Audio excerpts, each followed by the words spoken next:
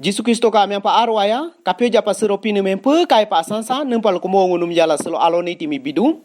Selo ngunu 1 Corinthians chapter 15 verse 14 sim kakasa, soludo, if Christ has not been raised, our preaching is useless and so is your faith. Sim tanu pa kakakoludo, Kristo mite turi tuku mati koda. Ho ngunu ka tonse kenyo nusi pugo ama. Ho ngunu ka henje te pugo gkima. Halu tolado. Ho ngun selo lutinan kone takasa. Biligram minun melanja tapanya adudo. Mo aloloy parti intu.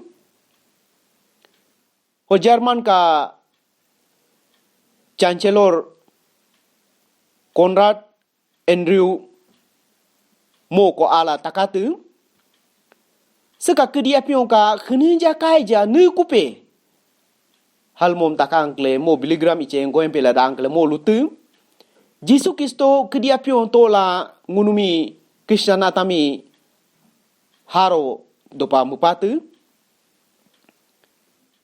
Homo suku kle ngunu ka haro nan yutuku. Ho aloloino ramo turituku. Heka turiang kle ngunu ka haro nan henje nan bilo kumtar kaya pa litu. Hal mo lutu. Homo ora lubiantu ngop adida politik sokla limu kula si mempe ai cingkala lala jaga-jaga o miu atami ngunut pinu tunu pinu ka ala luko pa hendo ho ngepa koda seka kedia pion ka khenja kaija sisku Jisu Kristo ka turku kula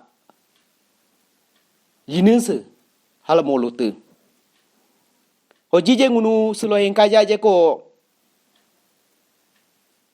ngunu ka hentina ne tare jije Jisu Kristo aloloino mo tuku kula kedia pion chaku tuku biu dope jaje te koda ngunu ka haruna nije kema mo chaku jaje to kula ngunu selo ngunu ka pine tunu pine la lulado ho hi kontu mapa jije ngunu kedia pion engka ko ngunu ka achi heru engka ji kun ayaman bostu alio mo ngunu mi lao bidu neng pala lu koda mo tun pinu mo kamulama ne kone tare nyima ho pa una mo mi henjela aje don hemi mo arwa dola lao bidu lapa bidu ho selo tun pinu jaje tola ngunu pinika dari potau ka puyumita goro-goro lulado haro khang lulado ho ngunu ka henje te ngunu ka pinu tunu pinu jaje lulala ngunu ka henje te empo aledo ho jije seloka ngunu mi kaluko pakamudone melanja mi sekabar sokla ngunu ka pinu tunu pinu ka a ha me ke maka haro tot kala lupa mudo ho pa melanja arosa ngunu ka hentina ngunu ka hende na ngunu ka pinu tunu pinu ke ho melanja mislo pinu yang kincho pinu ka arwai do kincho amen.